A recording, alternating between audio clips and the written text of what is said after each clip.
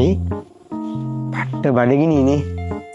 සිරා කතාව මොනාරි බට්ට දාගෙන ප්ලේන් ටිකක් ගන්න තිබ්බනම් කොහමද? කියලා වැඩක් නැහැ. ඥානක්කගේ පැටිස් 3-4ක් බඩට දාගෙන ටී එකක් ගාලා කටගැස්ම යන්න කලින් කියලා වැඩක් නැහැ උයි. මේකත් දාලා තව කීයක් හරි දාලා මොන හරි කමු. අදෝ උඹලා සල්ලිත් එකතු කරනවද බං?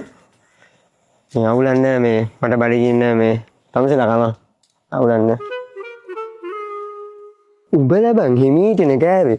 බලපංක උඹලා කයිය ගයිඩි හරියට කා ගන්නවත් බැරි වුණා. මුළු කඩේටම තිබ්බේ පැටිස් 14යි. අපි දෙකක් කනකොට උඹ ඉතුරු 12ක් කාලා ටී දෙකකුත් ගහලා ඉවරයිනේ බං. මේ මොකද කියන්නේ? ගහමු දඩියා. අද මං ඒත් බැලුවා මේ අදහසට මොකද පරක්කු කියලා.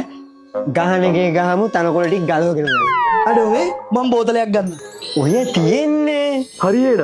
අපි සල්ලි දාලා ඉතුරු ටික ගමු. හරි මම 1500ක් දානවා. අඩෝ උඹලා සල්ලිත් එකතු කරනවද බං?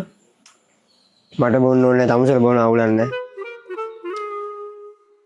අඩෝ උඹලා මට බොන්න දුන්න දැන් මාව ගෙදර ගෙනින්න ආවල් හරි. උඹලා ඔක්කොටම ගහන. ඕනම දෙයක් කොහොමද ඉංගන විදියට බොන්නේ? මෙහෙමද බොන්නේ මේ මීට වඩා කතා පිස්සුද බබා? මම මේ ඔයාට ඕනෑමලත් වැඩියෙන් සල්ලි එකතු කරලා දෙන උපන්දිනේට තෑග්ගක් කරන් දෙන්න. අනික මං බැංකුවේ දැම්මෙත් නැහැ. සල්ලි තියෙන්නේම අපේ ගෙදරමයි.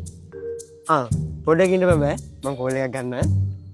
මේ අපි පොඩි දන්සලක් දෙන්න හදන්නේ. හදිසියෙ සෙට් උනේ. අඩෝ සිරාවට හැමදාම මෙහෙම කකා බිබී ඉඳලා හරියන්නේ නැහැ බං. අනිවාර්යෙන් මේ වැඩක් කරන්න ඕනේ. මරු මරු සුපිරියා. මේ වැඩේ කරන්නේ අපේ කොල්ල සෙට් එක එකතු කරලා පොඩි කලෙක්ෂන් එකක් දාලා රුපියල් 100ක් හරි කමන්නේ දෙන ගානක් දෙන්න අපි සතුටින් බාර ගන්නවා. අඩෝ මේ රාවණන් සතේ යතේ නෑ බං. මේ හොරහතුරු සීන්නින්ද සල්ලි බැංකුවේ දාලානේ තියෙන්නේ ඉතින්. හරි අවුලන්නේ. අවස් වෙලා දන්සල පැත්තට හරියනවා. ඒ පැත්තට ඇවිල්ලා සපෝට් එකක් දෙන්න. හොඳේ. අවස් වෙලා බැරි වුණත් හැබැයි අනිවාර්යෙන්ම දන්සල ඕපන් කරන වෙලාවට හරියනවා.